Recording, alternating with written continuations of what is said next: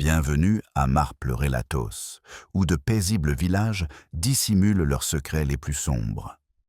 Ce soir, nous vous invitons à découvrir l'univers d'un esprit brillant. Un visiteur s'arrête sous la lanterne éteinte. Une enquête de Miss Marple. Une silhouette silencieuse attend. Un indice scintille dans l'obscurité et une vérité longtemps enfouie se réveille. Vous écoutez tard dans la nuit. Abonnez-vous et que le mystère commence. La ruelle derrière le presbytère baignait dans son calme dominical habituel, imprégné de la douce quiétude de fin d'après-midi, comme si le village lui-même retenait son souffle après la sonnerie des cloches. Une bouilloire ronronnait faiblement à la fenêtre ouverte de la cuisine et des moineaux se chamaillent sur une treille drapée de roses. C'était le genre d'heure à St. Mary Mead, où il ne se passait jamais rien de vraiment extraordinaire. Pourtant, dans ce silence même, quelque chose bougea si imperceptiblement qu'on aurait pu le confondre avec l'air qui se charge d'air avant l'orage. Une silhouette avait été aperçue s'arrêtant sous la vieille lanterne, au virage de la ruelle, celle qui n'avait pas été allumée depuis des années.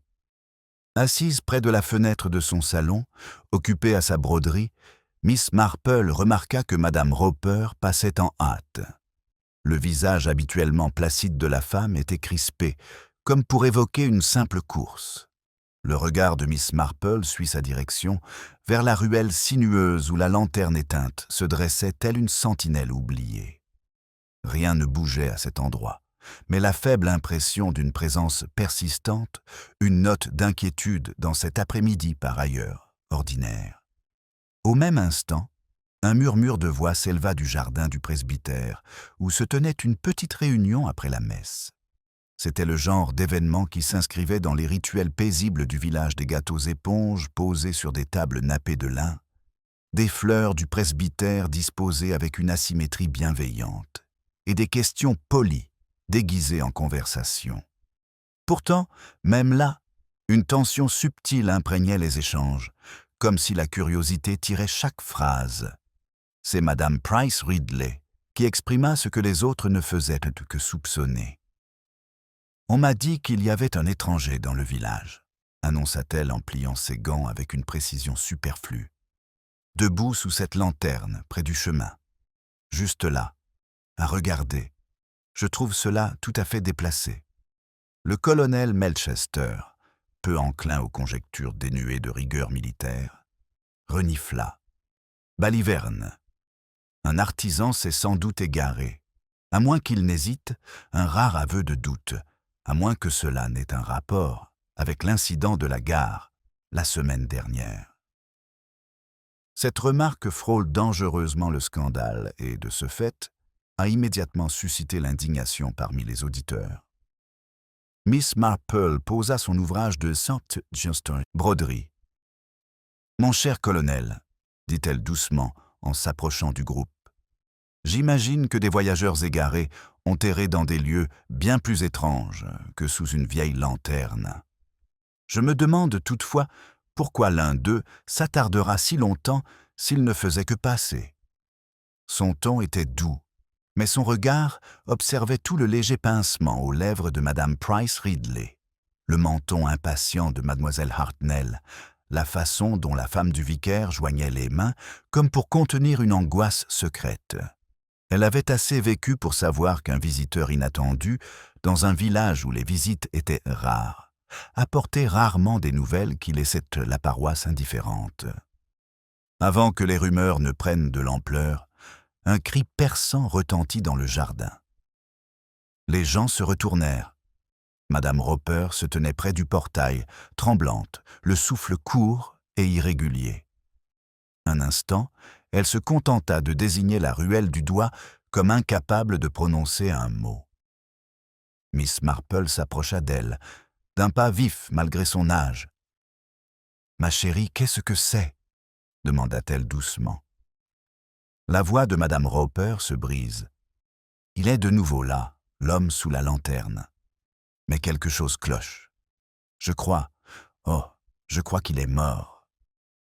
Un silence horrifié s'abattit sur l'assemblée. Le colonel Melchester aboyait des ordres que personne n'écoutait. Madame Price Ridley s'accrochait au bras du vicaire comme si elle seule allait s'évanouir. Mademoiselle Hartnell signe dans un geste à la fois théâtral et sincère. Pourtant, Miss Marple, calme comme un étang le matin, prit le bras de Madame Roper. « Montrez-moi, dit-elle. La marche jusqu'au chemin était empreinte d'une force insoutenable, comme si chaque pas les éloignait un peu plus des frontières rassurantes du village. Les haies envahissantes leur frôlaient les manches et une légère brise soufflait dans les branches. Là, sous le support en fer tordu et sa lanterne sombre et poussiéreuse, l'étranger était penché dans une position étrange, son chapeau tombé à ses pieds, la tête baissée comme en prière. Miss Marple l'observa avec une intensité contenue. C'était un homme d'âge mûr, élégamment vêtu, dont l'apparence respectable aurait dû lui permettre de se fondre aisément dans la foule, sur un quai de gare. Pourtant, quelque chose clochait. Ses mains étaient crispées d'une manière anormale, et une légère trace de boue maculait une de ses jambes de pantalon. Son immobilité était étrange, trop absolue, trop définitive. Madame Roper se mit à sangloter. Miss Marple posa une main rassurante sur son bras. « Vous n'y pouviez rien, ma chère, mais nous devons faire attention à ne rien déranger. » Elle s'approcha, sans le toucher, se contentant d'observer. Une légère odeur imprégnait les vêtements de l'homme, non pas du parfum, mais quelque chose de plus âcre, de chimique. La poche de son manteau était légèrement entr'ouverte, comme si on y avait subtilisé quelque chose à la hâte. Et près de son talon droit, presque dissimulée dans les hautes herbes, gisait une petite fleur, écrasée un œillet blanc, la tige brisée nette. L'expression de Miss Marple changea si imperceptiblement qu'on aurait dit une simple ombre traversant son visage. Les objets symboliques avaient une façon étrange d'apparaître dans des moments comme celui-ci. Les œillets pouvaient signifier bien des choses, l'affection, le souvenir ou, dans certains milieux, un soupçon d'excuse. Mais quelle que soit leur signification ici, elle ne serait pas simple. Derrière elle, les murmures s'intensifièrent. Le colonel Melchester s'avança avec une autorité déplacée. « Il faut aller chercher l'inspecteur Denham, immédiatement. Nul doute qu'un malfaiteur soit derrière tout ça. Je savais que ce qui se passait au commissariat était lié à quelque chose. » Miss Marple ne le contredit pas. Mais elle savait mieux que quiconque que les premières réactions du village étaient souvent les moins justes. Le cœur humain s'annonçait pas clairement ses intentions, il les murmurait par des incohérences, des gestes imperceptibles, dans le silence entre les mots et les intentions. Son attention se porta de nouveau sur l'œillet fané, si fragile, si déplacé, et sur le chemin ombragé où aucune empreinte n'était encore visible, bien qu'elle soupçonnait qu'il y en eût eu avant l'arrivée des badauds. L'étranger était venu ici pour une raison. Sentait-elle. Et quoi qu'il ait amené à St. Mary Mead, son histoire n'était pas terminée.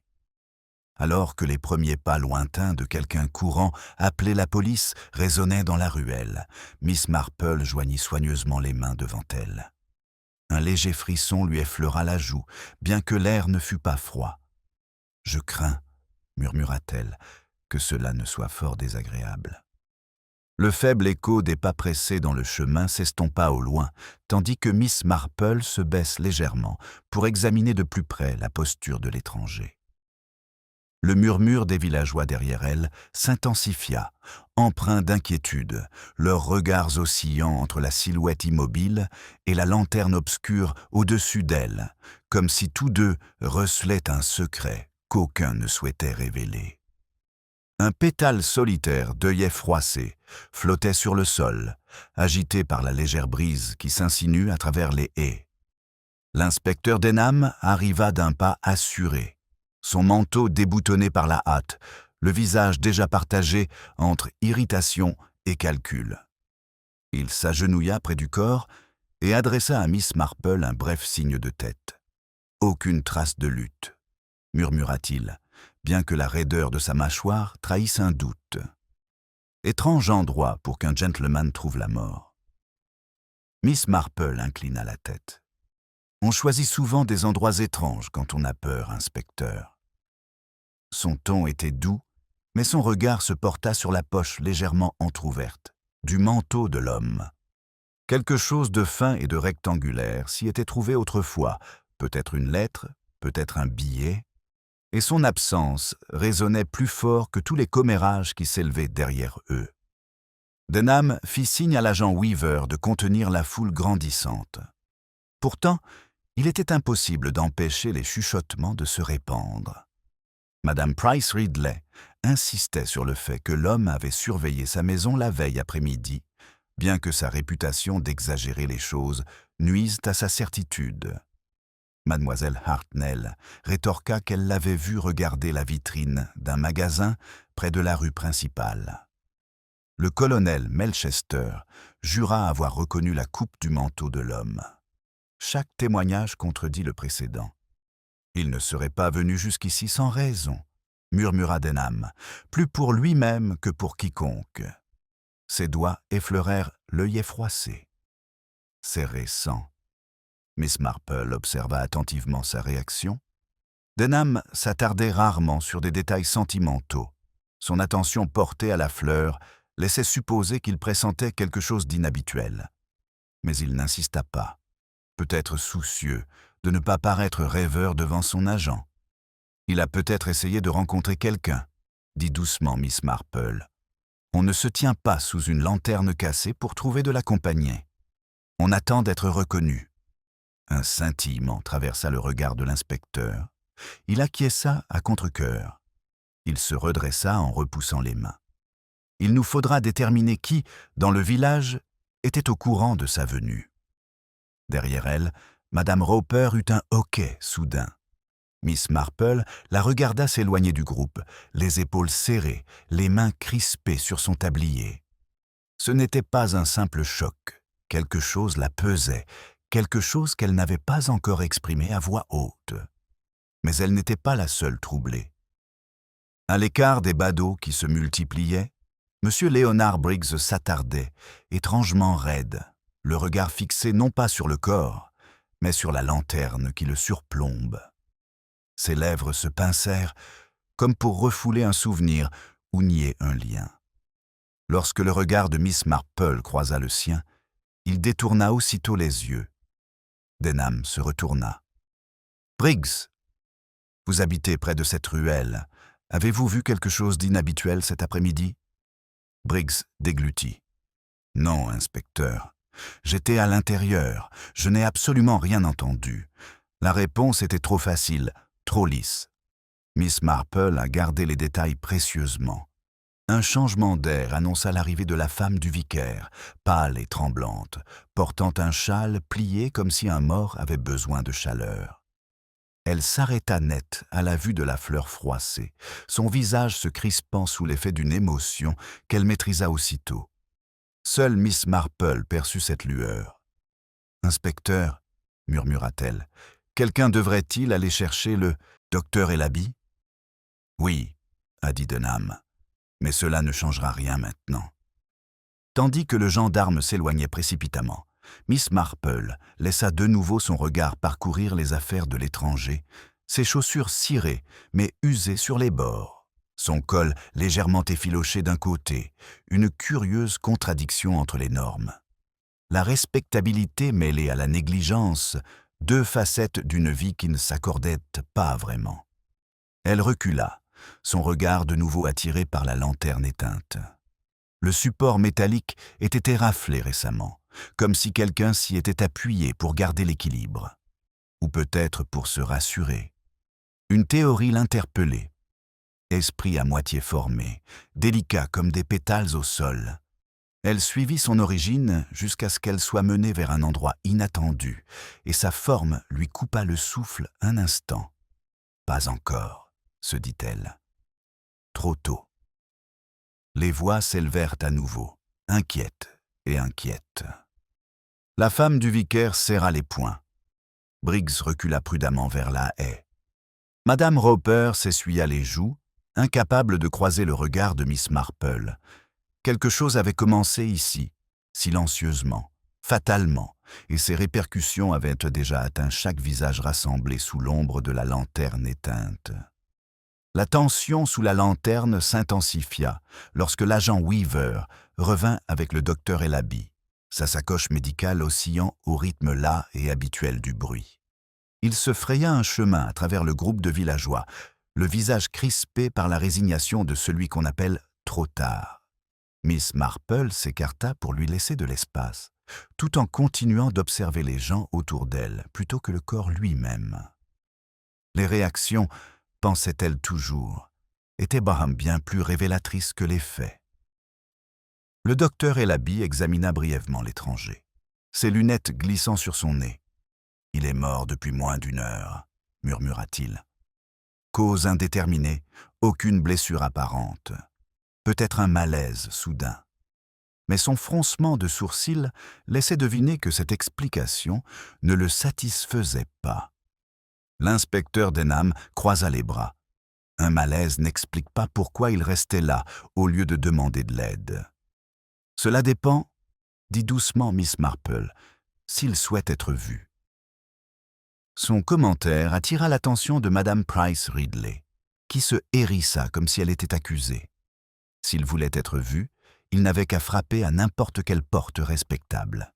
Il y en a beaucoup dans le village. Miss Marple ne la contredit pas, mais son regard se porta de nouveau sur l'œillet froissé, petit symbole d'intention ou de regret. À Sainte Mary Mead, les apparences étaient rarement trompeuses, elles ne faisaient que masquer la vérité. Tandis que le docteur Elaby se redressait, Denham s'accroupit pour examiner les chaussures de l'homme. De la boue uniquement sur la semelle droite. Il devait venir du chemin ouest. Briggs tressaille presque imperceptiblement. Miss Marple le remarqua. Tous les autres étaient trop occupés à fixer le corps. « Le chemin ouest ?» répéta Madame Hartnell. « Mais il passe devant l'ancien verger. Plus personne ne l'emprunte. C'est peut-être pour cela qu'il l'a choisi, » dit Miss Marple, laissant son regard s'attarder sur Briggs juste assez longtemps pour qu'il détourne les yeux. Les murmures du village se firent à nouveau entendre, alimentés par les spéculations sur les intrus, les liens avec Londres, les dettes, les secrets, chaque théorie, en révélant davantage sur celui qui la prononçait que sur le défunt. Miss Marple écoutait, classant soigneusement les contradictions. La peur exagérait toujours les souvenirs, la culpabilité les déformait. Soudain, Madame Roper s'approcha, les mains tremblantes, et porta un mouchoir humide à ses lèvres. « Inspecteur, je crois que je devrais préciser que je ne voulais pas créer d'ennui. » Mais Denham se retourna brusquement. « Dites-le, Madame Roper. » Son regard oscillait entre Miss Marple et le corps. « Il m'a demandé ce matin si je connaissais quelqu'un au village. » Elle marque une pause, déglutissant. « Il a demandé à parler à Monsieur Briggs. » Un silence se fit dans le groupe. Tous les regards se tournèrent par un tour vers Briggs, dont le teint devint grisâtre. « C'est absurde !» s'exclama Briggs. « Je n'ai jamais vu cet homme de ma vie. » Madame Roper a tressailli. « Je sais seulement ce qu'il a demandé. »« C'est pour cela que vous avez couru tout à l'heure ?» demanda doucement Miss Marple. « Parce que vous l'avez reconnu, ou parce que vous craignez ce que sa présence puisse signifier ?» Madame Roper hésita, puis hocha la tête en frissonnant. Il avait l'air si concentré, comme s'il était venu pour quelque chose d'important. Denham s'est approché de Briggs. « Voulez-vous revoir votre version des faits ? Un homme que vous prétendez ne pas connaître vous demande quelques heures avant de mourir. » Briggs serra les poings. C'était un inconnu. N'importe qui pouvait demander à n'importe qui. Je ne l'avais pas rencontré. Son déni était constant, mais Miss Marple remarqua la façon dont ses yeux se portaient furtivement vers la lanterne, puis vers le chemin derrière elle, où les ombres se fondent dans la haie comme quelque chose de caché. « L'inspecteur, » dit-elle doucement, « pourrait peut-être nous demander pourquoi cet homme recherchait M. Briggs. » Denham se frotta la mâchoire. « Oui. Briggs, qu'est-ce qu'un étranger pourrait bien vouloir faire avec vous ?» Briggs ouvrit la bouche, la referma et regarda vers le chemin ouest, comme si ces ténèbres l'accusaient désormais. Avant qu'il ne puisse répondre, l'agent Weaver revient d'une brève inspection du sentier. « Monsieur, il y a autre chose. Nous avons trouvé des empreintes, 2 séries, l'une menant vers le village, l'autre dans la direction opposée. » Denham se raidit. « Loin ?» Le gendarme acquiesça. « Des fraîches. » Quelqu'un d'autre était là. Un silence retomba, plus profond cette fois, teinté d'une peur authentique. Madame Roper serra son tablier, la femme du vicaire porta une main à sa gorge, et même le colonel Melchester déglutit bruyamment. Miss Marple regarda le chemin vers l'ouest, l'air pensif.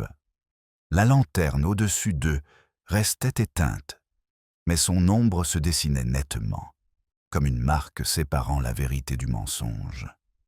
Quelqu'un a quitté les lieux. Quelqu'un se trouve encore dans le village. Et quelqu'un, Miss Marple en était certaine, s'efforçait de ne pas paraître impliqué du tout. L'annonce du constable Weaver flottait dans l'air comme un courant d'air froid, s'engouffrant par une porte entr'ouverte, attirant tous les regards vers l'entrée sombre du chemin ouest. L'inspecteur Denham s'avança aussitôt, son visage s'assombrissant tandis qu'il faisait signe au constable de les guider. Les villageois s'écartèrent dans un bruissement de jupes et des murmures d'effroi, formant un étroit passage où Denham, Weaver et Miss Marple s'engouffrèrent. Le sol, le long du chemin ouest, portait l'empreinte légère de pas pressés. Une série d'empreintes, profondes et irrégulières, semblait faite à la hâte l'autre, plus légère, plus posée, mais d'une fraîcheur indéniable. Miss Marple baissa les yeux, suivant du regard les contours des empreintes, avec un calme étudié. Les plus douces suggéraient un pied plus petit, mais l'espacement indiquait plus de confiance que de peur. « Ce n'était pas la victime », murmura Denham, en s'accroupissant près d'une empreinte dont le talon était légèrement incurvé vers l'intérieur. Des chaussures complètement différentes. Miss Marple inclina la tête. Quelqu'un qui s'est approché puis est reparti avec un but précis.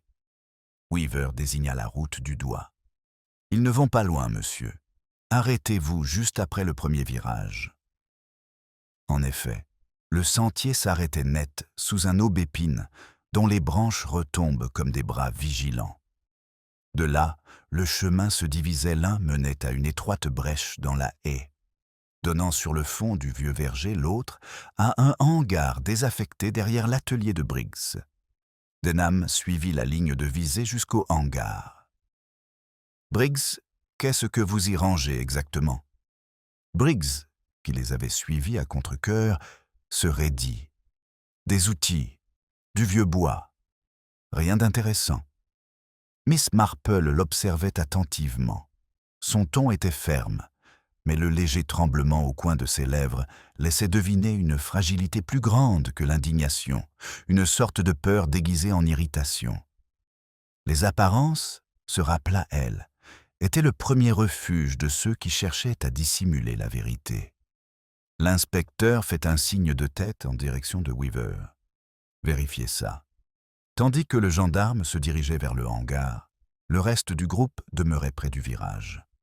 Madame Hartnell, refusant d'être renvoyée chez elle, resta plantée là, les bras croisés, scrutant le verger comme si un meurtrier pouvait surgir des arbres. Cet endroit n'a été qu'une source d'ennui depuis la mort du vieux Tom Best, murmura-t-elle. J'avais dit qu'il aurait dû être déneigé. Mais l'attention de Miss Marple fut plutôt attirée par un fragment gisant près de la haie, une petite tache blanche, frémissant légèrement dans la brise. Elle se pencha et la souleva avec précaution. Un pétale. Fin, délicat, sans aucun doute d'œillet. « Encore un ?» demanda Denham en fronçant les sourcils. « Oui, » dit-elle doucement. Mais celui-ci est intact. L'importance de cette subtile différence s'était déposée comme une poussière dans l'air. calme, persistante et impossible à ignorer. Le premier œillet avait été piétiné près du corps, mais ce pétale restait intact, comme tombé au passage. Un indice que ni la panique ni le trouble n'avaient encore effacé. Weaver revient de la remise quelques instants plus tard. « Rien à l'intérieur, monsieur. Juste du vieux bois et des outils rouillés. On dirait que rien n'a été touché. » Denham expira bruyamment. Puis notre deuxième visiteur n'y cache rien. « Ou bien, ils ont emporté quelque chose, » murmura Miss Marple, toujours absorbée par le pétale posé dans sa paume. On laisse souvent le moins de traces possible lorsqu'on risque de s'interroger sur sa présence. Derrière elle, Briggs laissa échapper un rire nerveux. « Vous vous faites des idées. Un inconnu meurt dans la ruelle, et soudain, la moitié du village est coupable de quelque chose. »« Non coupable, » dit doucement Miss Marple. « Mais impliqué, peut-être, d'une manière qu'il n'imagine pas encore. » Son calme sembla déstabiliser Briggs plus que n'importe quelle accusation.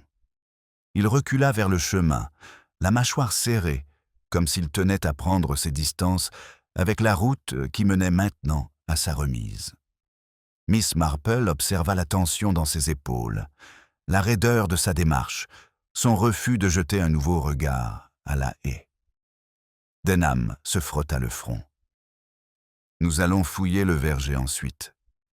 Si notre deuxième visiteur passe par là, nous pourrions trouver d'autres traces. » Miss Marple acquiesça, sans toutefois quitter le pétale des yeux. Sa pureté, intacte, sans la moindre trace de terre ni de pression, laissait supposer une manipulation soigneuse plutôt qu'un accident. Quelqu'un avait au moins porté des œillets ce jour-là, et l'un d'eux avait été délicatement laissé là. Elle referma ses doigts sur le pétale, une idée commençant à se dessiner, ténue comme un souffle sur du verre. Un lien entre le défunt et quelqu'un qui souhaitait que son implication disparaisse dans les haies. Avant que Denham ne puisse donner de nouveaux ordres, un cri retentit au fond du chemin, un cri de surprise, sans aucun doute empli de peur. Les villageois les plus proches de l'endroit où se trouvait le cri donnèrent l'alarme.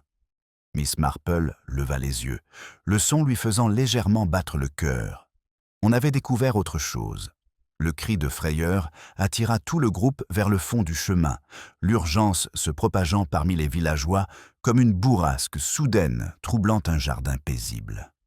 Miss Marple s'avança avec les autres, ses pas assurés malgré le terrain accidenté, ses yeux déjà aux aguets du changement. Modern mélange de peur et d'anticipation qui annonçait souvent la découverte d'une révélation, même si ce n'était pas toujours de la manière attendue. Madame Oxley se tenait près du muret de pierre bordant le chemin, la main pressée dramatiquement contre sa gorge. À ses pieds gisait un petit portefeuille en cuir, entrouvert comme s'il avait été laissé tomber à la hâte. L'inspecteur Denham s'en empare le premier et le soulève avec précaution. À l'intérieur se trouvaient quelques pièces de monnaie, un billet de train froissé et une petite carte pliée portant le nom du défunt. Harold Enfield, Denham. Luton à haute voix. Le nom parcourt l'auditoire, ne suscitant aucune reconnaissance, mais beaucoup de conjectures. Adresse à Londres. Aucun lien avec la région. Miss Marple s'approcha, examinant le billet qui dépassait de la poche intérieure du portefeuille. « Un billet aller-retour », remarqua-t-elle à voix basse. « Il n'était pas venu pour rester. » L'inspecteur fronça les sourcils. Quel motif urgent pouvait donc l'amener ici pour seulement quelques heures? Parfois, les visites les plus brefs ont les conséquences les plus lourdes, répondit-elle d'un ton doux mais empreint de sens. Madame Oxley, ayant désormais suffisamment repris ses esprits pour parler, expliqua qu'elle avait aperçu un reflet dans l'herbe et s'était penchée pour voir ce que c'était, pour s'apercevoir ensuite que cela appartenait au défunt. « Cela a dû tomber de sa poche, » insista-t-elle. « Je n'y ai pas touché, inspecteur, vraiment pas. » Miss Marple pensait que la peur de la femme était trop sincère pour être feinte. Mais la position du portefeuille m'inquiétait. Il était trop loin du corps pour être tombé naturellement. Quelqu'un l'avait déplacé ou avait pris quelque chose avant de le laisser derrière lui. Denham scruta l'allée. Weaver inspecte les environs. Vérifie si d'autres objets ont été laissés sur place ou jetés. Tandis que le gendarme commençait ses recherches, Miss Marple reporta son attention sur les visages des villageois.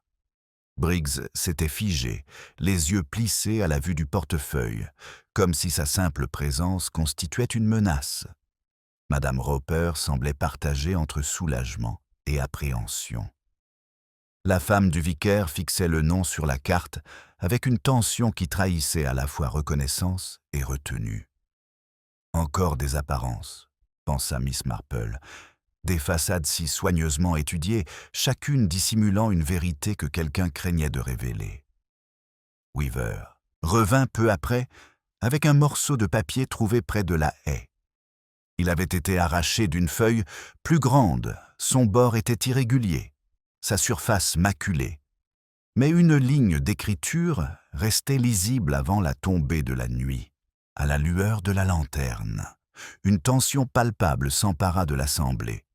Mademoiselle Hartnell laissa échapper un petit soupir. Madame Price Ridley marmonna quelque chose à propos de réunions clandestines. Le colonel Melchester souffla avec indignation, comme si le village tout entier avait été insulté par l'évocation de ces rendez-vous secrets. Miss Marple lut 2 fois le fragment déchiré. L'expression avant le crépuscule suggérait un arrangement délibéré plutôt qu'une rencontre fortuite. Et la lanterne n'était pas un endroit que l'on choisissait au hasard. Elle offrait une certaine intimité, à l'abri de la route principale, connue seulement de ceux qui connaissaient les recoins les plus tranquilles du village. Denham empocha le fragment avec une expression sombre. « Nous avons un lieu de rendez-vous et peut-être un interlocuteur. Briggs, êtes-vous sûr de n'avoir rien à dire? Cela concerne le chemin qui passe juste devant votre atelier. » Briggs le foudroya du regard. « J'ai déjà tout dit. » L'inspecteur serra les dents, mais il laissa l'affaire en suspens pour le moment. Les preuves étaient encore trop éparses, trop faciles à mal interpréter. Miss Marple, cependant, remarqua discrètement le ton défensif de Briggs. La peur avait une tonalité particulière qui transparaissait dans chacune de ses paroles. Tandis que les villageois se dispersaient à contre-sœur sur ordre de Denham, Miss Marple s'attarda un instant de plus, son regard oscillant entre le portefeuille, le billet déchiré et l'espace dans la haie où les secondes empreintes de pas avaient disparu. Une réunion avait été organisée, un visiteur qui n'est jamais reparti. Une autre personne, si. Les pièces du puzzle commençaient à s'assembler, mais le schéma restait flou, sa véritable forme demeurant insaisissable. Et tandis que Miss Marple s'apprêtait à quitter l'allée, une petite pensée délicate s'éveilla en elle, discrète, insaisissable, mais porteuse de la promesse indubitable d'un événement important qui allait bientôt se produire. Miss Marple retourna lentement vers le presbytère avec les autres, ses pensées s'attardant sur le fragile entrelacement des événements de la journée. Les villageois se séparèrent en petits groupes inquiets, baissant la voix, chacun emportant une version légèrement altérée de la vérité. L'inspecteur Denham resta près de l'entrée du chemin, donnant de brèves instructions au constable Weaver, tandis que son attention se portait sans cesse sur le billet déchiré et le nom inscrit dans le portefeuille. Il s'efforçait de donner un sens logique aux faits, mais la logique seule résolvait rarement les énigmes nées de la fragilité humaine. La femme du vicaire s'arrêta près de Miss Marple, les mains si serrées que ses jointures blanchissaient. « Une chose terrible, » murmura-t-elle, « si soudaine, si délibérée. » Miss Marple lui jeta un regard doux. « Vous reconnaissez ce nom, n'est-ce pas, ma chère ?» La femme eut un léger hoquet. « Je n'en suis pas certaine. Peut-être est-ce simplement que les noms londoniens ont toujours une sonorité familière. » Mais le léger tremblement dans sa voix trahissait plus qu'une simple incertitude. La respectabilité exigeait souvent le silence, et le silence dissimulait souvent des vérités gênantes. Avant que Miss Marple ne puisse insister, l'inspecteur Denham s'approcha. « Miss Marple, puis-je vous parler ?» De préférence à l'abri des regards et des commentaires enthousiastes de nos admirateurs. Ils s'écartèrent pour rejoindre le calme du jardin du presbytère, où la lumière de fin d'après-midi commençait à décliner doucement, comme si le village lui-même cherchait à s'adoucir après le choc. Denham se frotta les tempes. Cet homme, Harold Enfield, n'était pas arrivé ici par hasard. Ce mot laissait présager une rencontre, et ce portefeuille, quelqu'un y avait dérobé quelque chose. Miss Marple acquiesça, et ne le rendit que lorsqu'ils estimèrent qu'il ne présentait plus de risque. Exactement. Denham soupira. Briggs cache quelque chose. C'est évident. Oui, acquiesça elle doucement, mais les choses évidentes expliquent rarement tout. Parfois, elles sont placées délibérément dans notre champ de vision. L'inspecteur la regarda d'un air sévère. « Vous pensez que quelqu'un pourrait se servir de Briggs comme diversion ?»« Je pense, » dit Miss Marple en ramassant une feuille morte et en la roulant doucement entre ses doigts, « qu'un homme ne se tient pas sous une lanterne éteinte sans espérer que quelqu'un reconnaisse l'endroit. La lanterne elle-même pourrait être un signal familier à une seule personne. » Denham y réfléchit, son froncement de sourcils s'accentuant. « Mais qui ici le connaît ? Personne ne prétend le connaître. » « Des affirmations, » répéta-t-elle doucement. Un bruissement près du portail attira leur attention. Madame Roper les observait, l'air partagé, comme si elle souhaitait parler mais craignait les conséquences. Miss Marple s'approcha d'elle avec un sourire chaleureux et encourageant.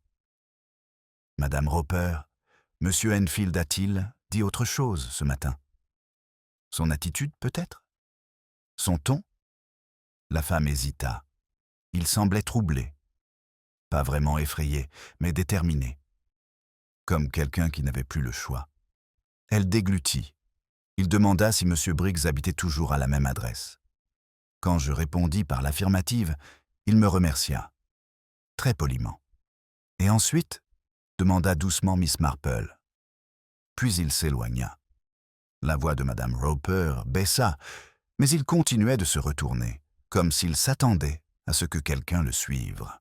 Denham a immédiatement compris ce qui se tramait. Quelqu'un l'avait bien suivi. Ses empreintes, Madame Roper, se tordaient les mains.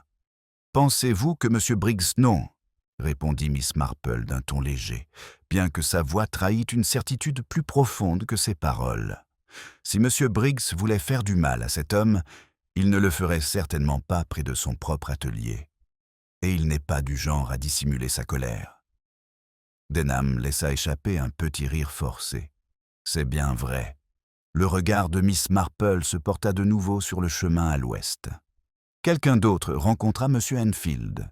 Quelqu'un qui ne souhaitait pas être vu, quelqu'un qui portait des œillets.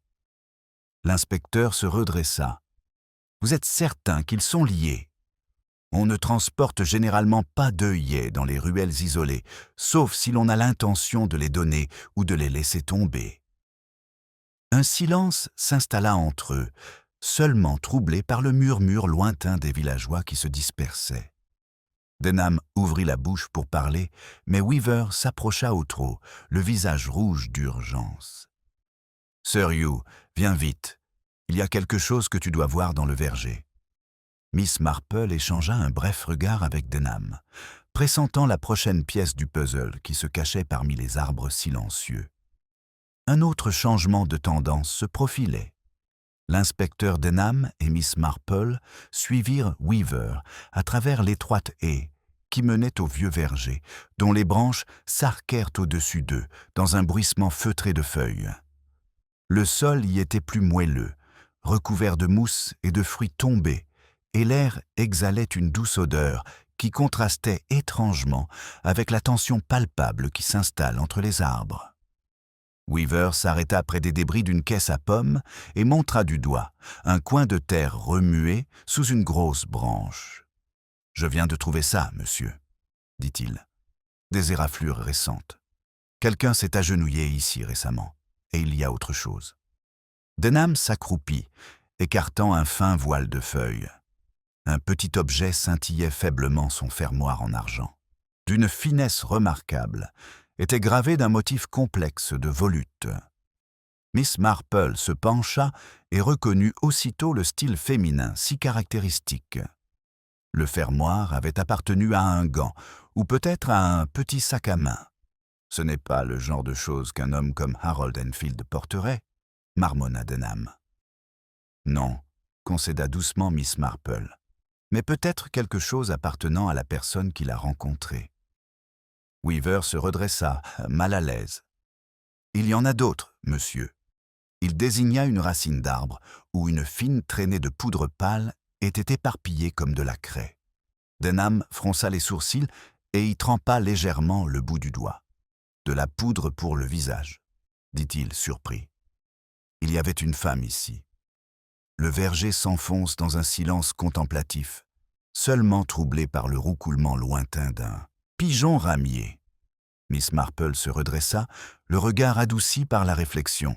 Un rendez-vous arrangé à la tombée de la nuit. Un pétale d'œillet déposé délicatement. Un fermoir en argent dissimulé, volontairement ou non, au pied d'un vieil arbre. Quelqu'un était venu ici avec une intention et des sentiments. Elle songea que les apparences commençaient à se fissurer. Denham se leva brusquement. Nous devons savoir quelle femme de ce village était présente aujourd'hui. Son ton trahissait plus de frustration que de suspicion. Ça pouvait être n'importe qui. Quelqu'un qui le connaissait, quelqu'un qui préférait garder le silence. « Oui, » répondit Miss Marple d'un ton doux. Mais n'oublions pas que les secrets créent souvent leur propre présentation. Avant que Denham n'ait pu poser d'autres questions, le portail du verger s'ouvrit en grinçant, et Madame Price Ridley fit irruption, forte de l'autorité qu'elle s'était autoproclamée. « Inspecteur, je vous demande de fouiller tout le verger. Dieu seul sait ce qui pourrait encore s'y cacher.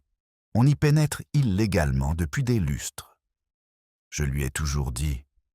Denham leva la main, mais Miss Marple l'observa attentivement.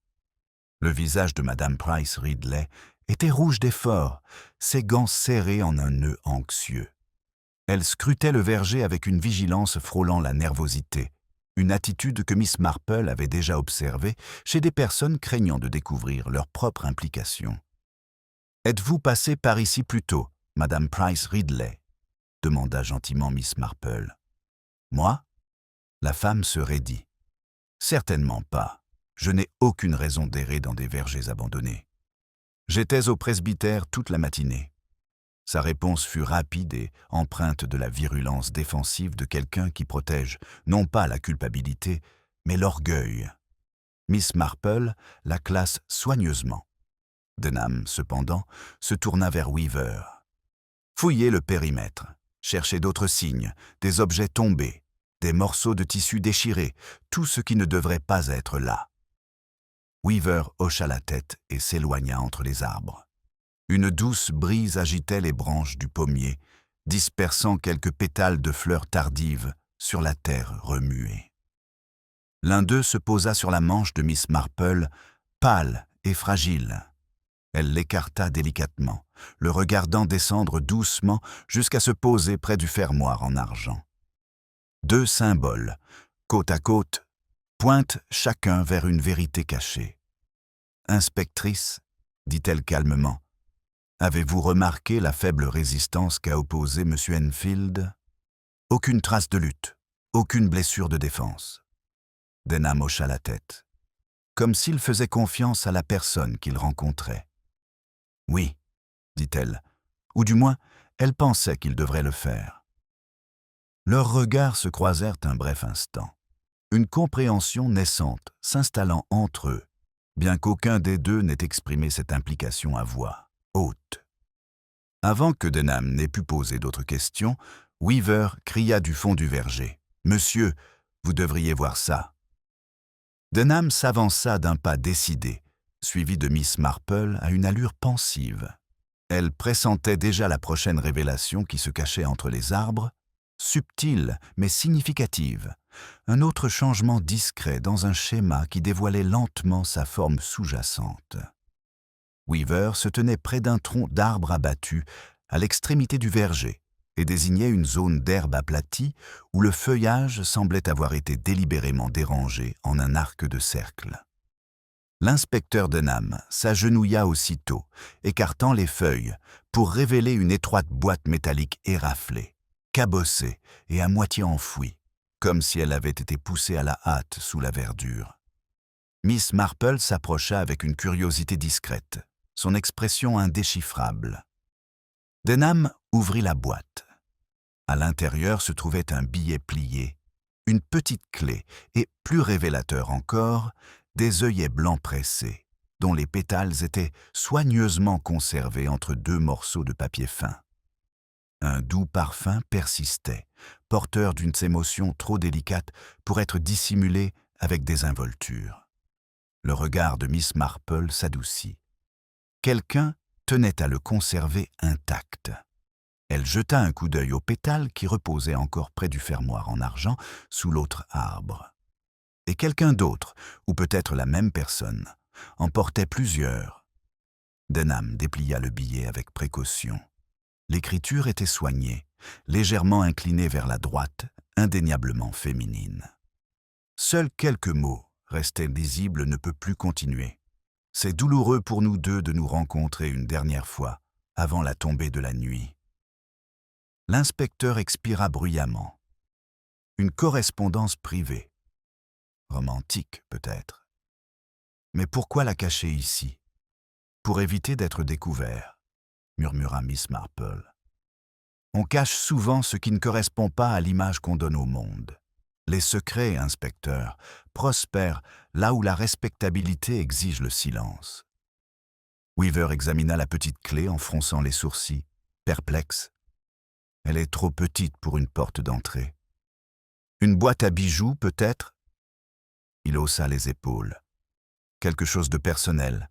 Madame Price Ridley, qui était restée à proximité malgré les tentatives répétées pour la faire partir, laissa échapper un soupir audible. Une liaison clandestine. Je me doutais bien que cette tragédie cachait quelque chose de scandaleux. Denham lui lança un regard qui aurait réduit au silence n'importe qui de moins déterminé, mais elle se contenta de relever le menton. Miss Marple, cependant, l'observait en silence. Madame Price Ridley semblait trop s'amuser, signe certain qu'elle n'était pas personnellement impliquée, mais qu'elle cherchait plutôt à orienter les soupçons vers autrui. « Inspectrice, dit doucement Miss Marple, nous devons réfléchir aux femmes du village qui se sentent obligées de cacher une chose pareille. Quelqu'un qui a quelque chose à perdre.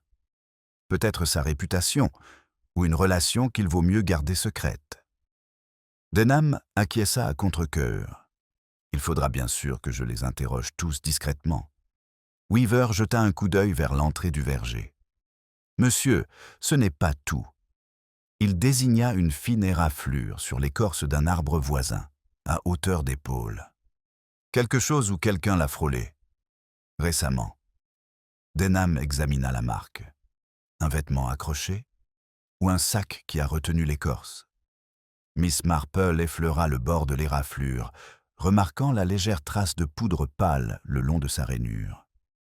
Encore de la poudre pour le visage. Quiconque s'était frotté contre cet arbre à la hâte. Elle marque une pause, sans doute après que la réunion ait mal tourné. Le verger s'immobilisa, comme s'il retenait son souffle. Le léger bruissement des feuilles au-dessus de nos têtes sembla soudain plus prononcé, un chœur murmurant de témoins invisibles. « Est-ce que ça pourrait avoir un lien avec Briggs ?» demanda Weaver, hésitant. « Si cet homme est venu pour lui. »« Peut-être, » dit Miss Marple, « mais le verger ne se trouve pas entre la maison de M. Briggs et la lanterne. Quelqu'un a volontairement dévié du chemin. Quelqu'un qui voulait cacher quelque chose rapidement, et une personne portant des gants dont l'agrafe était manquante, » a ajouté Denham. « Oui, elle était d'accord. Le verger recelait, peut-être plus qu'un simple abri pour eux, il abritait peut-être des souvenirs. Avant que Denham n'ait pu l'interroger davantage, une cloche lointaine, provenant de la rue principale, sonna l'heure, sonnant comme un doux appel à travers les arbres. L'inspecteur referma la boîte avec une détermination renouvelée. « Nous rapporterons tout ça au poste. » Il se tourna vers Miss Marple. « J'aurai besoin de votre avis plus tard. »« Je serai bien sûr à la maison, » dit-elle gentiment. « Je crois cependant que nous commençons à peine à comprendre ce qui s'est réellement passé. » Tandis qu'elle traversait le verger, Miss Marple jeta un dernier regard à l'œillet séché dans la boîte. Un symbole d'affection préservé, chéri et désormais souillé par la mort. Quelque part à St. Mary Mead, une femme tremblait, non pas de peur d'être assassinée, mais de peur d'être découverte. Et Miss Marple soupçonnait déjà que la peur révélerait plus que le crime lui-même. Le retour du verger apporta un changement notable à l'atmosphère, comme si le village lui-même avait perçu le délitement silencieux de sa propre bienséance. Miss Marple avançait d'un pas mesuré, son regard errant sur les chaumières, tandis qu'elle et l'inspecteur Denham approchaient du portail du presbytère. Des lampes s'allument aux fenêtres, chaque lueur douce formant une façade polie contre le frisson de malaise qui se répandait dans St. Mary Mead. Denham s'arrêta sous l'arche recouverte de lierre. Cette histoire de boîte de conserve complique les choses. Une liaison amoureuse tenue secrète, une rencontre arrangée, une mort qui ne s'explique par rien de simple. Il secoua la tête. Si cette femme devait rencontrer Enfield, pourquoi ne pas s'être manifestée? La peur des commérages ne justifie guère. « Oh, inspecteur, » dit gentiment Miss Marple, « la peur des commérages justifie bien plus que quiconque ne l'admet. Des vies entières sont organisées autour d'elle. » Avant qu'il ne puisse répondre, la femme du vicaire sortit discrètement de l'embrasure de la porte, le visage impassible, mais les mains jointes d'une manière qui trahissait une certaine tension. « Mademoiselle Marple, puis-je vous parler en privé, juste un instant ?» Denham acquiesça et s'éloigna vers l'allée, laissant aux deux femmes un petit moment d'intimité. Madame Clement conduisit Miss Marple dans le jardin du presbytère, où les ombres du début de soirée commençaient à s'étirer sur la pelouse. Elle hésita avant de parler, comme si elle pesait chaque mot. « Je ne voulais rien dire avant », commença-t-elle doucement. « Mais il me semble avoir déjà vu ce fermoir en argent. Il ressemble à celui d'une paire appartenant à Madame Price Ridley. » Les sourcils de Miss Marple se levèrent, empreints d'un intérêt bienveillant. Vraiment? Quelle curiosité! Elle les portait au souper des Moissons le mois dernier. Une paire assortie, assez originale. Madame Clement marque une pause. Bien sûr, je peux me tromper. Et je ne souhaite pas lancer de rumeurs infondées. Non, bien sûr que non, murmura Miss Marple, tout en doutant secrètement de la précision de la mémoire de Madame Clement. Une femme qui organisait des événements communautaires, avec une efficacité quasi militaire, oubliait rarement les détails vestimentaires. Madame Clement baissa la voix. Elle semblait inhabituellement troublée cet après-midi. Plus que d'habitude, Miss Marple esquissa un sourire compatissant. Madame Price Ridley est souvent décontenancée, ma chère. C'est dans sa nature, mais je reconnais qu'elle était quelque peu agitée. Leur conversation fut interrompue par des pas rapides sur le chemin de gravier. Le colonel Melchester s'approcha, le visage rouge d'indignation. Quelle situation scandaleuse! Les inspecteurs ont mis tout le village sens dessus dessous, et maintenant, j'apprends que quelqu'un rôde dans le verger. Je vous le dis, Miss Marple, les vauriens londoniens ne sont que source d'ennui. Miss Marple le regarda avec douceur. « Croyez-vous que le visiteur était un vaurien, colonel ?»« Bon, peut-être pas un vaurien à proprement parler, concéda-t-il. Mais j'ai du mal à imaginer des dames respectables se promener en sa compagnie dans les vergers. » L'ironie de ses propos planait entre eux. Miss Marple surprit la femme du vicaire, en train de réprimer un soupir entendu. Le colonel Melchester se pencha en avant. « Entre nous, j'ai toujours dit que M. Briggs était un personnage retors.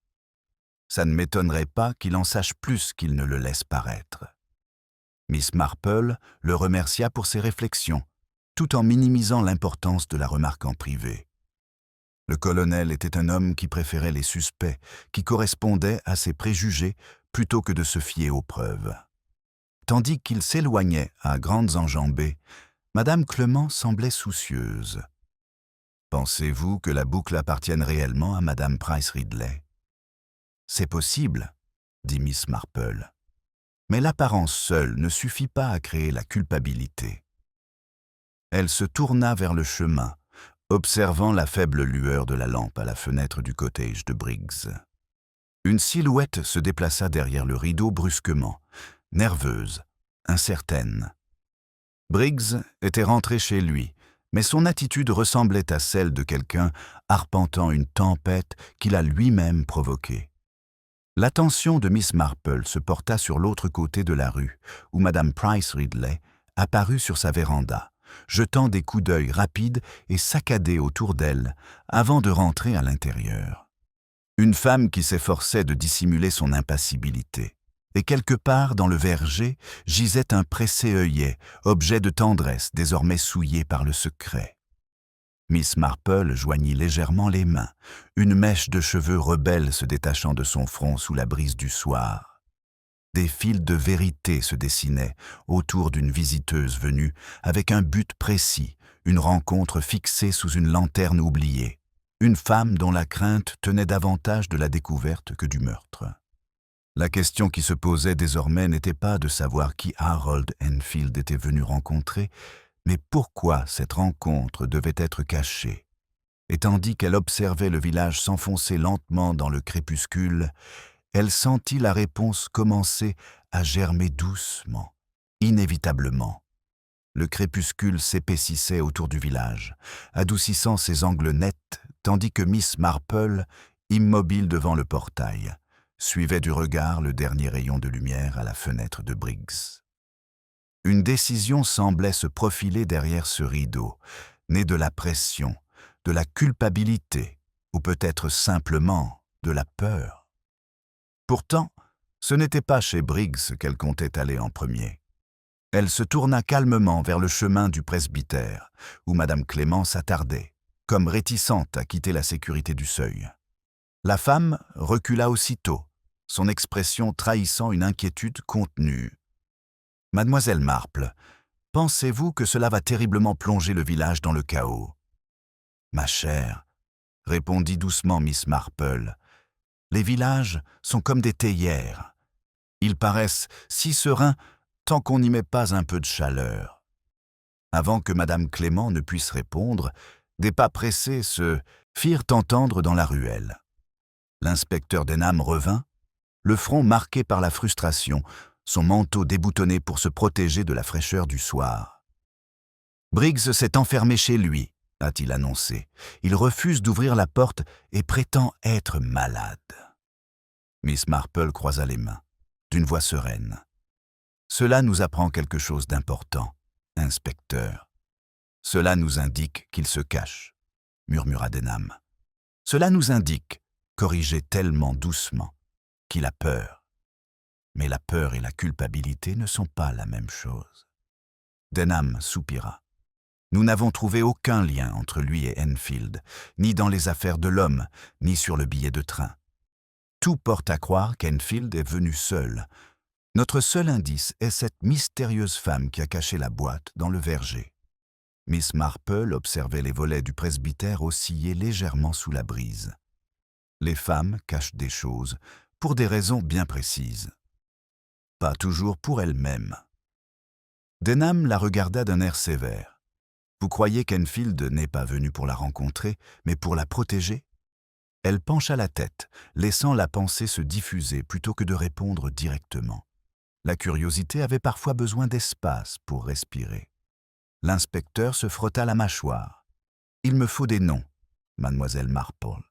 Quelqu'un qui porte des gants sans fermoir, quelqu'un qui aime les œillets, quelqu'un qui était dehors avant la tombée de la nuit. » « Oui, dit-elle doucement, et quelqu'un qui privilégie les convenances au confort. Une combinaison plus courante qu'on ne le pense.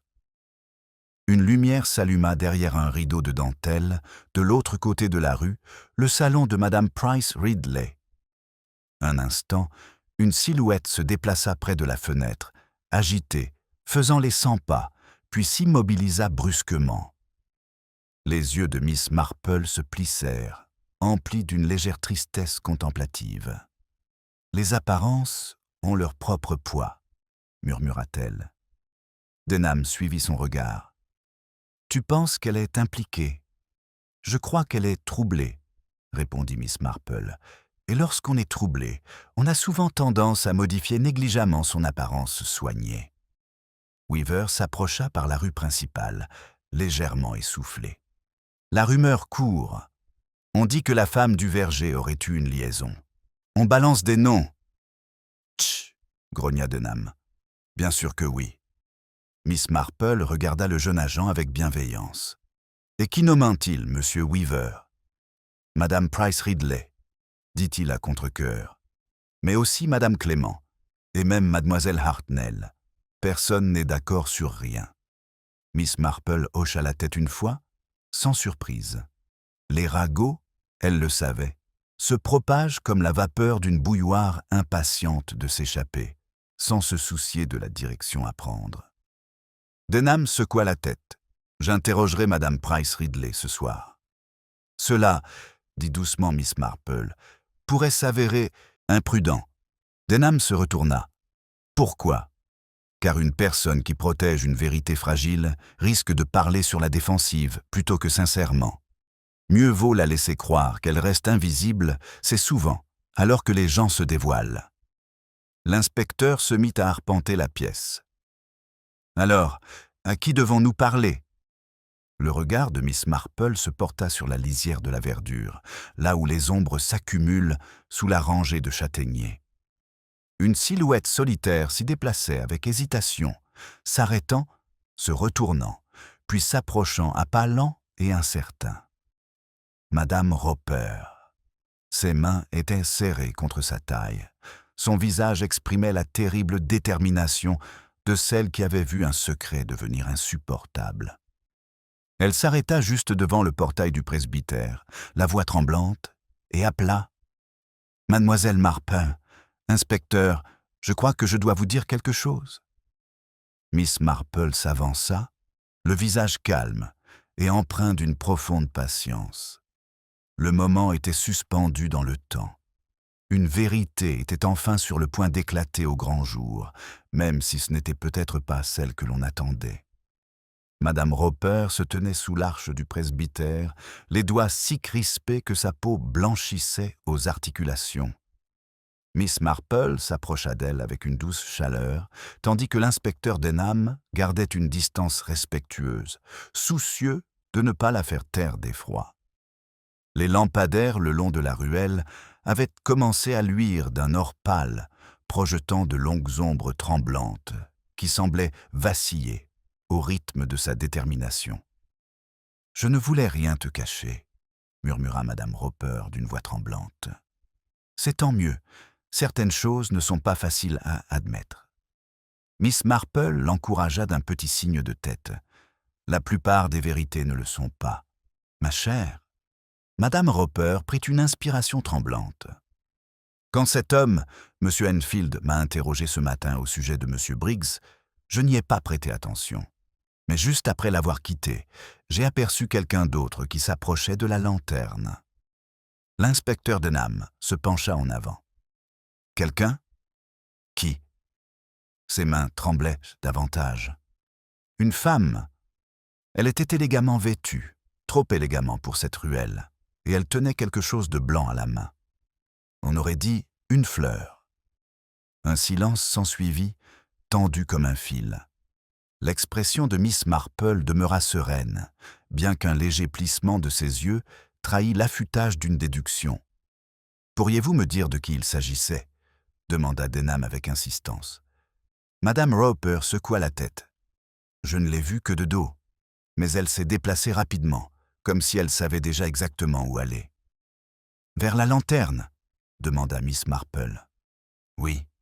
Un frisson parcourut la femme, et elle ne se retourna pas. Miss Marple joignit doucement les mains. « Merci, Madame Roper, vous avez fait preuve d'un grand courage. Mais la confession de Madame Roper avait provoqué bien plus qu'une simple lucidité. Elle s'était propagée dans la ruelle tranquille, comme un galet ricochant sur l'eau. De l'autre côté de la rue, le rideau de dentelle à la fenêtre de Madame Price Ridley claqua brusquement, comme arraché par un mouvement soudain. Un instant plus tard, la porte s'ouvrit et Madame Price Ridley apparut, le dos raide, le visage figé mais les yeux brillants d'une lueur intérieure. Elle s'avança vers eux avec l'assurance de quelqu'un qui avait répété son discours 2 fois. « Je ne laisserai pas mon nom être sali dans ce village comme si j'y étais mêlée, » dit-elle en désignant d'un geste vague mais théâtral la ruelle sombre.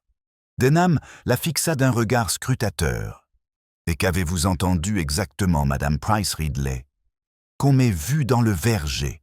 s'exclama-t-elle. « C'est absurde, je n'y aurais jamais mis les pieds.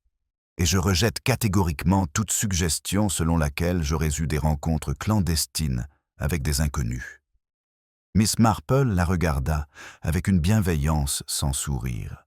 « Ma chère personne n'a rien dit de tel. » Madame Price Ridley hésita, sa bouche se crispant. C'est bien ce qu'il voulait dire. Denham échangea un regard avec Miss Marple. La réaction défensive de la femme avait été trop soudaine, trop brutale, comme une allumette qu'on allume avant que la mèche de la lampe n'ait eu le temps de prendre.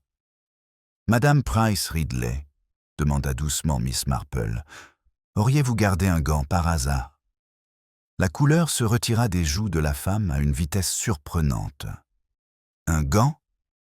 Oui, il se peut que j'en ai égaré un. Mais ce n'est guère plus probable. » « Je vois, » murmura Miss Marple. « Madame Price Ridley s'est indignée. Je refuse d'être interrogée comme une criminelle. J'ai passé toute la journée à des réunions respectables. Demandez à n'importe qui. » Miss Marple hocha la tête, pensive. La respectabilité est un voile bien pratique. Elle dissimule bien plus que les gens ne le croient. Cette remarque fit se raidir Madame Price Ridley comme frappée par un frisson. Elle serra son sac à main trop fort et se détourna. « Bonsoir », dit-elle d'une voix sèche, avant de rentrer chez elle, en claquant la porte. Denham soupira. « Elle cache quelque chose. »« Oui, » dit Miss Marple. « Mais pas, je crois, ce que vous imaginez. Sa peur est réelle, mais ce n'est pas la peur de la culpabilité. » Weaver apparut, venant de la rue principale, légèrement essoufflé. « Sir, another message. Quelqu'un d'autre souhaite vous parler. »« Urgent. » Denham se redressa. « Qui maintenant ?»« La femme du vicaire, monsieur. Elle dit que cela concerne la boîte à ornements de la sacristie, et elle a expressément demandé que Miss Marple soit présente. » L'expression de Miss Marple se figea, empreinte d'une gravité tranquille. « Ah !» murmura-t-elle. « Je crois donc que nous arrivons au cœur du problème. » La brise souleva le support rouillé de la lanterne éteinte dans un léger craquement. Un son qui vibra dans le silence, comme pour faire écho à une vérité invisible. Quelque chose de longtemps dissimulé s'apprêtait à faire surface. Le faible crissement de la lanterne persistait dans l'air, tandis que Miss Marple suivait l'inspecteur Denham et le constable Weaver vers la sacristie du presbytère, le gravier crissant doucement sous leurs pas. Le village était plongé dans le silence sous le crépuscule naissant, les fenêtres luisant comme des yeux vigilants. Madame Clement attendait sur le seuil, les mains jointes et son calme légèrement fragilisé. « Merci d'être venu, » murmura-t-elle en les faisant entrer. « Je ne savais pas si je devais dire quelque chose plus tôt. Mais après tout ce qui s'est passé, la sacristie exhalait un léger parfum de cire d'abeille et de lys. La quiétude qui y régnait contrastait avec la tension qui se lisait sur le visage de Madame Clément. Elle désigna du doigt une petite boîte en bois posée sur la table, ancienne, polie et manifestement précieuse. Miss Marple la reconnut aussitôt, une boîte à souvenirs trop précieux pour être rangée dans un tiroir, trop intime pour être exposée. Madame Clément l'ouvrit d'une main tremblante. À l'intérieur se trouvait une minuscule clé en argent, identique à celle trouvée dans la boîte du verger. Et à côté, un papier plié dont les fibres étaient délicatement incrustées de pétales d'œillets froissés. Denham se raidit. « 2 d'entre eux !» Madame Clément acquiesça. « Il a été déposé ici cet après-midi. Je l'ai trouvé il y a 1 heure à peine, caché derrière les feuilles de cantique. Je ne sais pas qui l'a mis là, mais sa voix tremblait. Je crois qu'il m'était destiné. » L'inspecteur laisse transparaître son expression. « Madame Clément, insinuez-vous que Harold Enfield vous a laissé ceci ?»« Non, » répondit-elle rapidement, la détresse trahissant sa voix. « Non, inspecteur, Harold Enfield n'est pas venu pour moi. » Miss Marple souleva le billet et le déplia avec précaution. L'écriture était toujours aussi claire, féminine, empreinte de sobriété plutôt que d'ornementation. Un message différent cette fois, pour le pardon, non pour le souvenir. Un silence pesant s'abattit sur la sacristie. Madame Clément s'affaissa sur une chaise voisine, le visage crispé par l'angoisse. « Ce n'était pas le mien, » dit-elle doucement. « Pas à l'origine. Ce message est destiné à quelqu'un d'autre dans cette paroisse. » Denham fronça les sourcils. « Alors, pourquoi vous l'avez laissé ?» Madame Clément leva les yeux avec un courage tranquille. Car la femme qui avait écrit cela ne pouvait plus se résoudre à le cacher. Et elle craignait que, si elle le gardait, il ne tombe entre de mauvaises mains. Miss Marple s'approcha d'elle. « Ma chère, » dit-elle doucement, « vous devez nous dire à qui appartient cette écriture. » La voix de Madame Clément baissa jusqu'à un murmure. « Elle appartient à Madame Price Ridley. » Denham haussa les sourcils. « Elle a écrit à Enfield. » Madame Clément acquiesça. « Il y a des années, avant son mariage, ils étaient proches, plus que proches. » Mais elle y mit fin par crainte du scandale, et parce qu'elle épousa son défunt mari peu après. Miss Marple absorbe cela en silence, les pièces du puzzle s'assemblent avec une douce fatalité. Madame Clément poursuivit. Enfield est revenu 1 seule fois après son mariage. Il lui a apporté des œillets, des blancs, comme toujours. Elle déglutit. Elle lui a dit qu'elle ne voulait plus aucun contact, ni à ce moment-là, ni plus jamais. Mais elle a gardé le mot qu'il lui avait laissé. Je crois que cette boîte, la clé et l'œillet séché lui appartenaient, cachés toutes ces années. Denham arpentait lentement la sacristie. Enfield n'était donc pas là pour raviver quoi que ce soit? Non, murmura Miss Marple. Il était venu rendre quelque chose, ou peut-être chercher à tourner la page. Madame Clément acquiesça. Il lui avait écrit il y a 3 jours. Elle me montra la lettre. Il voulait la voir une dernière fois. Peur, rendez-leur quelques souvenirs et assurez-vous qu'il ne reste rien entre eux qui puisse causer de la détresse. Le ton de Denham se fit plus dur. Et elle était d'accord? Oui, murmura Madame Clément. Pourtant, elle m'a supplié d'aller chez elle. Elle craignait l'image que cela renverrait. Une femme mariée rencontrant un homme de son passé au crépuscule sous une lanterne. Elle pensait que le village ne le pardonnerait jamais. Un silence fragile s'installa. Weaver se remua, mal à l'aise. « Alors vous y êtes allé » dit lentement Denham. Les épaules de Madame Clément tremblaient. « Oui, j'ai pensé que c'était la meilleure solution. J'ai pris la boîte et son contenu pour qu'elle n'ait pas à les voir. Je comptais les lui rapporter ensuite, pour lui en parler. » Miss Marple laissa échapper un soupir doux et triste. « Mais quelque chose s'est passé avant votre arrivée. » Madame Clément fixait ses mains. Quand j'ai atteint la lanterne, il était déjà parti. Je pensais qu'il était parti. Je n'aurais jamais imaginé Denham s'approcha. Vous n'avez vu personne d'autre? Non. Seulement des empreintes de pas. Et j'ai entendu un bruit. Quelqu'un s'éloignait à travers la haie. Une lueur de conscience traversa le regard de Miss Marple. Vous n'étiez pas la seule à craindre d'être démasquée. Madame Clément hésite. Madame Price Ridley me suit. Elle ne supportait pas de ne pas savoir comment la réunion se terminerait. L'inspectrice s'est figée. Elle était là, juste là, oui, cachée. Elle nous observait. Elle nous a vus arriver tous les deux par des chemins différents. Miss Marple serra les coins du billet entre ses doigts, d'une voix douce mais ferme. Et à cet instant, voyant le retour de M. Enfield, la peur l'envahit. Non pas de la malice, inspecteur. De la peur. La peur que son passé ne détruise son présent. Le visage de Denham s'assombrit, trahissant une compréhension réticente. Une poussée accidentelle, ou presque. Madame Clément enfouit son visage dans ses mains. Elle m'a dit l'avoir vu trébucher. Elle voulait simplement l'empêcher de m'appeler. Elle n'avait pas réalisé l'inclinaison du chemin, ni à quel point il se tenait près du bord.